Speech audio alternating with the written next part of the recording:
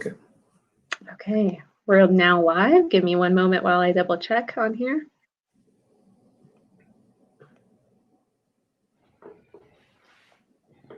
Did you see my chat?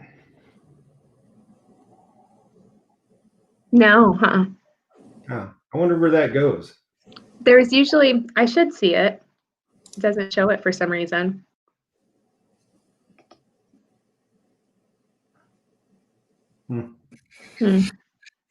Strange.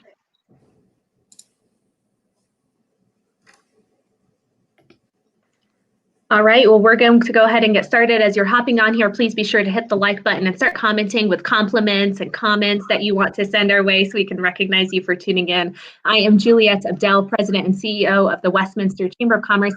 If you've landed on our page for the very first time, hit that like, hit the follow. And if you've been watching a lot of these candidate forums, please be sure that you're sharing it out to your network so they're just as informed about who they should consider voting for as we gear up for the elections with 13 days left. So hopefully this will help you in deciding between candidates, where they're coming from, and the positions they're taking. All of our candidates are following the same type of structure with this format. And what that means is that they'll start off with a 60-second about who they are and the candidacy that they hold and why you should consider them. Then we'll move into those rapid fire questions, 30 seconds, beginning from the time that they answer the question. Toward the end, I'll ask you if you have any questions to ask, type it into the comment section. You can always type it in even at the very start so that we can be able to pull it up toward the end. My counterpart today is Alberto Garcia, our former Mayor Pro Tem for the City of Westminster Legacy Award recipient, of course, strategic advisor to the Chamber of Commerce, pro-business, pro-community, and just pro-me. So like having you, Alberto, for being on here with us.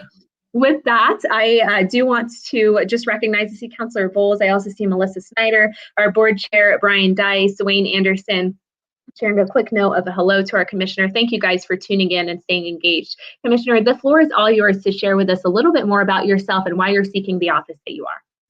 Oh, well, thank you very much, Juliette. I really appreciate the opportunity to be here.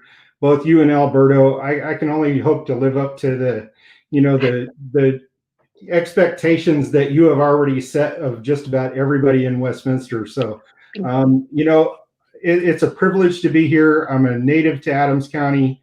I'm a foster child. I'm an adoptive child. I've lived in most of the municipalities in Adams County, lived and worked in Adams County, 26-year master mechanic in Adams County. And I was also a Navy veteran. I have served since 2012 as your Adams County Commissioner. This would be the third and final term to serve as the Adams County Commissioner, and it is a privilege to have that opportunity. I believe over the last 8 years we have, strived to clean up Adams County and our reputation and really introduce more transparency across the board. Thank you, Commissioner. So with your comment being that this is your third term that you would be filling, yes or no, if you are elected, do you commit to that full term in office? I believe in finishing what you start. And if you commit to doing something, I believe that it's incumbent upon you to finish what you start. I did that in the military. I've done that throughout my career. I believe that if you're going to start a project, good, bad, or indifferent, you need to make sure that you finish what you start. Thank you.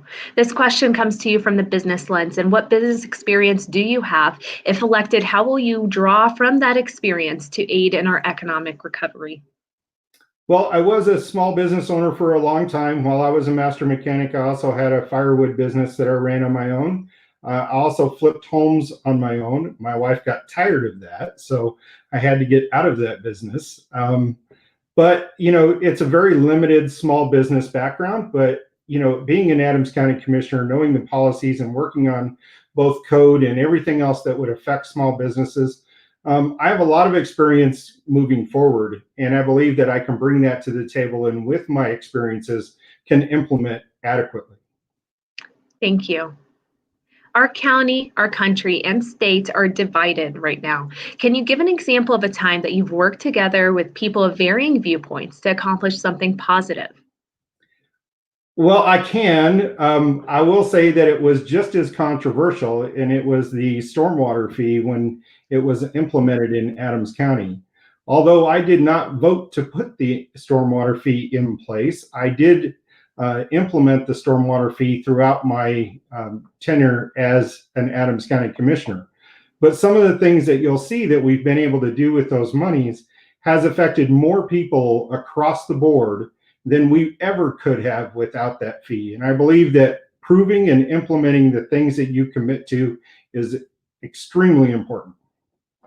Thank you. So what, if anything, would you change with how the county has responded to COVID? I think we should have responded earlier and quicker. And I think that, testing, because testing took so long to stand up and put in place, now that we have the numbers going through the roof, it's a combination of, did we not test enough earlier when the numbers were low? And were we really adequately reporting how many cases there actually were, which could have helped maybe curb some of the, peaks that we're seeing now, and especially now going into the holiday seasons. So if elected, what would be your first or top priority? I think my first top priority has changed a lot, and that is that I want to see our county recover from COVID across the board. Our restaurants need every bit of help. I'm going to push and push and push to see if the state and the federal government can help with the relief packages. Our restaurants are, critical to us. Our small businesses are critical to us. The larger corporations have been receiving aid, but our small businesses have been receiving very, very little aid. And in these trying times, what can elected officials do to support the local businesses? I think just pushing out there that they're open, they're ready for business, they are adhering to the rules and regulations. They're enforcing those not only for the good of the constituents and their workers, but also for the good of the economy. They can stay open longer and better as long as you follow the rules, and they need our constituents to abide by that as well to help them. It's not about money a lot of the times. It's about, how do I help our community and our businesses survive? If they have to meet certain criteria, they need to have those business. I'm sorry, I got tied up, but the customers come in and abide by it as well. I know you were waiting for that goalie. What are your role models? Who are your role models? I think I have a lot of role models. I think anyone who has been through the foster care system is a role model for me, just because I think it's a unique situation that a lot of people don't know how to relate to. Even people who work in the industry, unless you've actually been in foster care and know the mental, the mental issues that come with that. Anyone who has been successful through the foster care system is definitely a role model for me. How would you address the budget with competing interests? I think I'll address the budget as I have in the past, and that is, I'm not a fan of increasing taxes. I have said throughout my entire elected career that I would not increase taxes, which I've held to.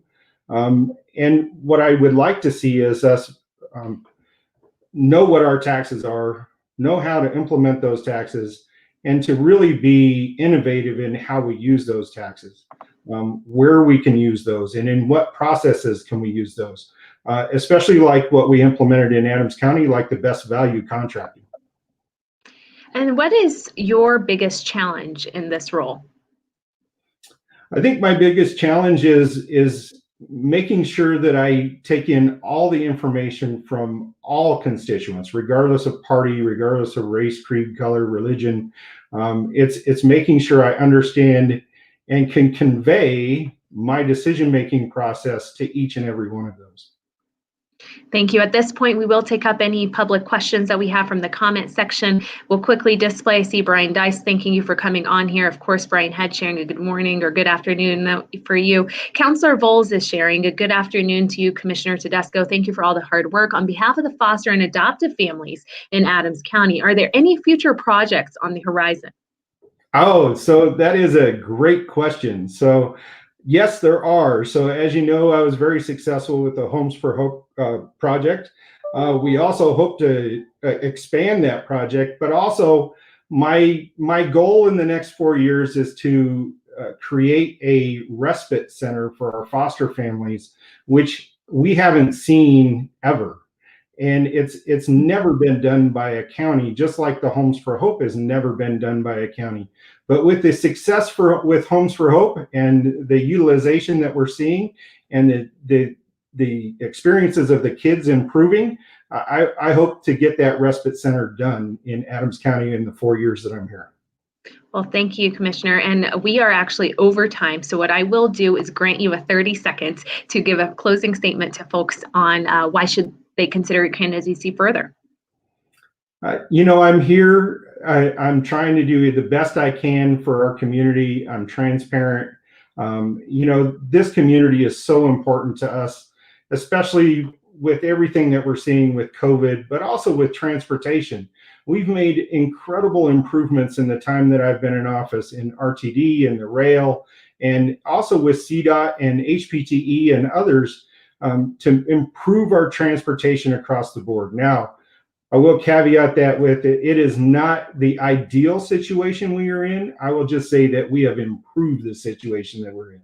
And on that note, I appreciate all that you're doing, Commissioner. Thank you for tuning in to the broadcast, to all of you. But thank you for your candidacy, for continuing on and seeking a third term. I know it's exhaustive and sometimes you put a lot into it. So we appreciate all that you've done in the capacity. And of course, we'll be here to see how the chips land. Thank you to Alberto for being on here with us. Stay with me as we continue on. And please be sure that you guys share this video and come back to watch the next candidate. Thank you. Thank you, Commissioner. Everyone.